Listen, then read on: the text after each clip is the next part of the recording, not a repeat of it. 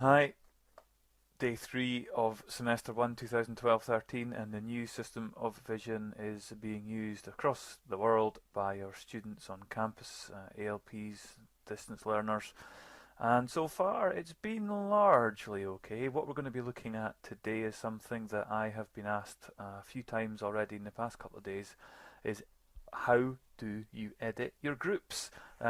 Having successfully set up your group, which we will cover in a different video, you are now faced with a situation where students are, for example, contacting you and asking you, how do I change my group? There is a clash with a tutorial in one of my mandatory courses.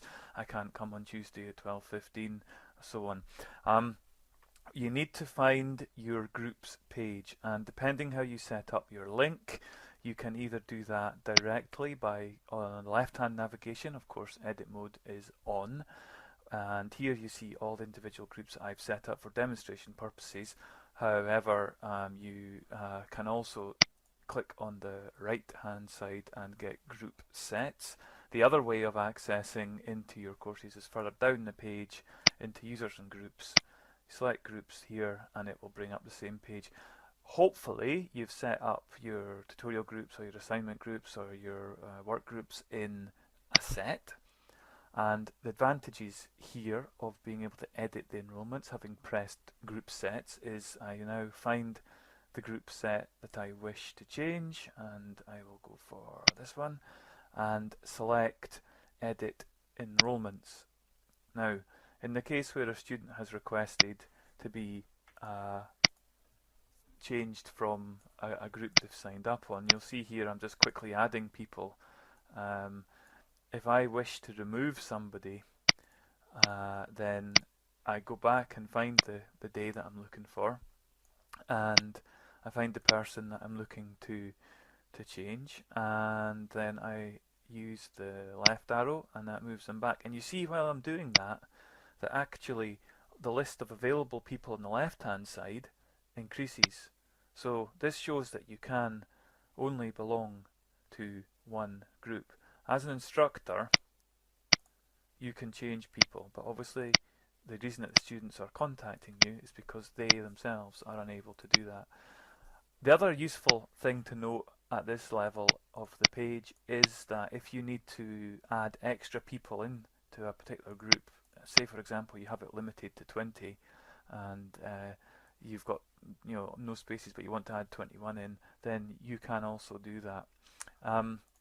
So yes, it's up to you as instructor to add people into that group, and you'll see here it just can keep on adding them until we're happy with the number. The other thing that you can do on this page is very useful, is you get a good overview of all the group titles. So if I change the title here, perhaps there's been a room change,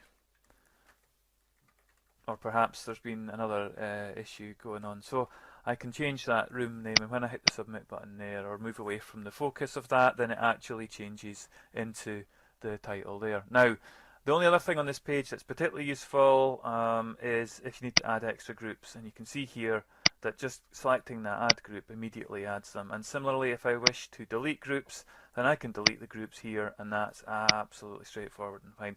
The only change there is submit. Make sure you press submit, otherwise changes don't take. Another question I'm asked in terms of editing groups is how do I change the overall number? I would go into the group set, I would change properties, and I would go scrolling down maximum number of members here, and I could change that to 12, 15, whichever number was now more appropriate given the room sizes. Submit again, and that'll now allow that to take place there. So that gives you an idea as to some of the things that you can do when you're editing group sets. We'll have a look at some of the more advanced features of groups, tying them into assessment and so on later. And if you have missed the video on setting up groups in the first place, then check the YouTube channel and you'll be able to get a link there. Thanks for listening.